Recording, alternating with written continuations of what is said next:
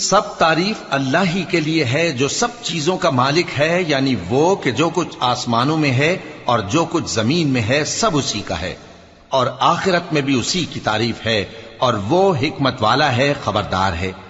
جو کچھ زمین میں داخل ہوتا ہے اور جو اس میں سے نکلتا ہے، اور جو آسمان سے اترتا ہے اور جو اس پر چڑھتا ہے، سب اس کو معلوم ہے، اور وہ مہربان ہے، بخشنے والا ہے۔ اور کافر کہتے ہیں کہ قیامت کی گھڑی ہم پر نہیں آئے گی۔ کہہ دو کیوں نہیں آئے گی؟ میرے پروردگار کی قسم وہ تم پر ضرور آ کر رہے گی۔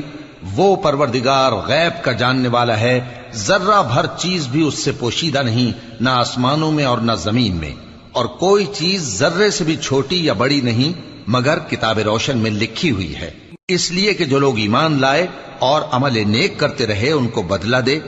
یہی ہیں جن کے لیے بخشش اور عزت کی روزی ہے، اور جنہوں نے ہماری آیتوں کے